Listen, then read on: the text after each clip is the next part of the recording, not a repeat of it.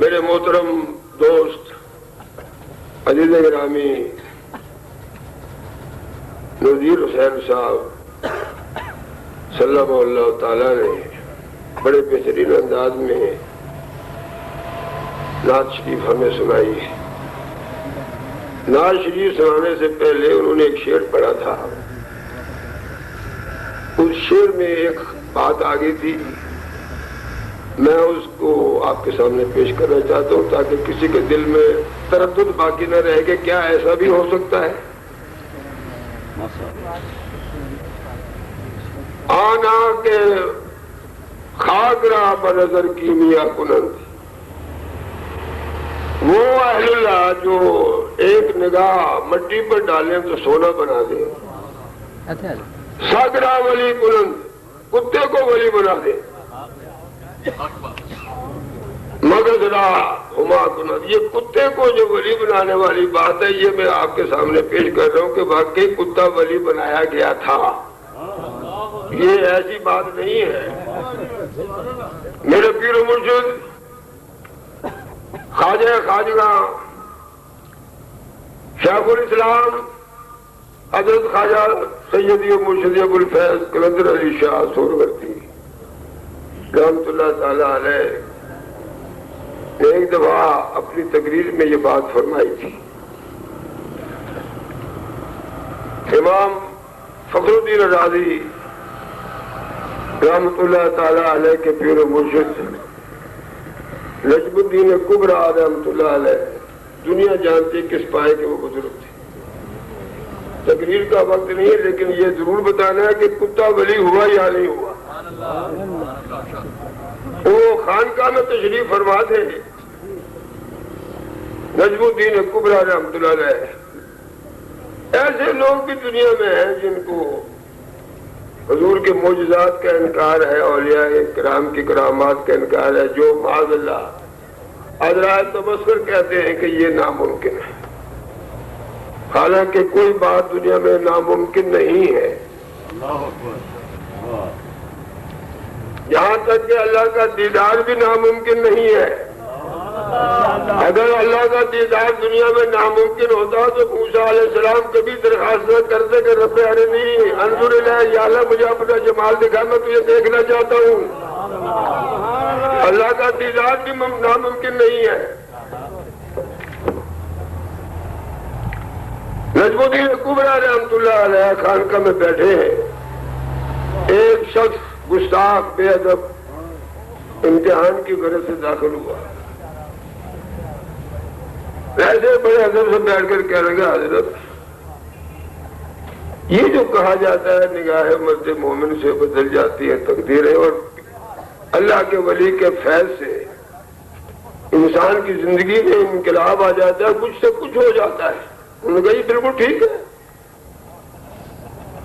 اس نے کہا کیا کسی جانور پر بھی اگر کسی ولی کی نظر پڑے اس کی حالت بھی کیا بدل جاتی ہے؟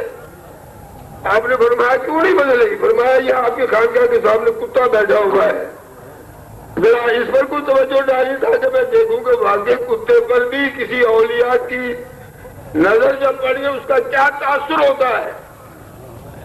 تو کیونکہ آپ سمجھ گئے تھے کہ یہ شخص میرا امتحان لینے آیا ہے، اور اگر ایسا نہ کیا گیا تو یہ اولیاء کرام کے خلاف پتہ نہیں کیا کیا بکتا رہے گا زندگی بھر۔ اسے اللہ کی قدرت کا ایک منظر دکھا دیا جائے۔ دروازے کی طرف آ رہا تھے، کتا اپنی دونوں ٹانگیں آگے پھیلا کر پچھلی پھیلا کر خانقاہ کی طرف منہ کر کے لیٹا ہوا تھا۔ جیسے حضرت خواجہ نظم الدین تشریف لائے وہ دونوں پیروں پر اٹھ کر بیٹھ گیا۔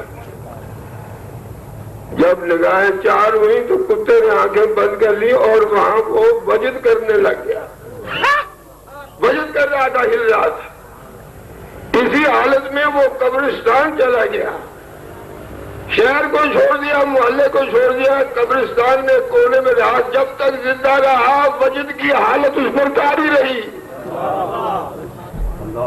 لوگ اس کے سامنے پتہ نہیں کیا کیا چیزیں ڈال دیتے تھے، اور شہر کے کتے جب اس کے پاس جاتے تھے تو ان کتوں پر بھی وجدانی کی آنکھیں طاری ہوتی تھی، اور یہ حقیقت ہے۔ حضرات گرامی، کے برد آگا کے خاطرہ نظر کیمیا کنن اولیاء کرام کی نگاہیں یقیناً مٹی کو کیمیا بنا دیتی ہے، کتے پر ملتانی کیفیت طاری کر کے ولی بنا دیتی ہے۔ ندیم صاحب نے یہ شعر صحیح پڑھا تھا، میں نے یہ چاہا، پھر میں نے پیر مرشد اس کے بعد ایک شعر پڑھا اور وہ میں کبھی کبھی تنہائی میں پڑھتا ہوں، بڑا لطف آتا ہے۔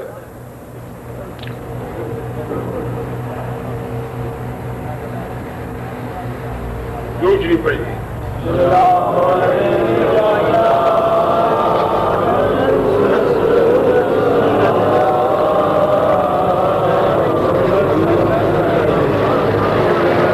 اس واقعہ کے بعد سنانے کے بعد آپ نے شعر پڑھا، یک نظر فرما کے مستغنی شوم زبنائے جنس، اے میرے پیر کامل ایک ایسی نگاہ فرما دے کہ میں اپنی ہم جن سے بے نیاز ہو جاؤں۔ یک نظر فرما کے مستغنی شوم لبنائے جنس، سگ کے شد منظور نجم کی سگارا سرورست۔ وہ کتا جو نجم الدین کی نگاہ میں آیا وہ کتا نہیں رہا بلکہ دنیا کے کتوں کا بھی سردار ہو گیا۔ الحمدللہ اولیاء کرام کی کرامات کا ظہور قیامت تک ہوتا رہا گا، اور ہمارے علماء اہل سنت و جماعت کا کہنا یہ صحیح ہے کہ یہ اولیاء کرام حضور کی امت میں جو درجہ رکھتے ہیں، العلماء ورثۃ الانبیاء، حضور نے فرمایا یہ میرے علماء جو ہے یہ انبیاء کی میراث ہے۔ العلماء کا انبیاء بنی اسرائیل، فرمایا میری امت کے علماء حق کی بات کرتا ہوں، فرمایا یہ بنی اسرائیل کے نبیوں کے درجے کے برابر ہے۔ اس لیے ان اولیاء کرام سے جو کرامات ظہور پذیر ہوتی ہیں یہ ساری کی ساری حضور ہی کے معجزات ہیں۔ بس درود شریف پڑھیے صلی اللہ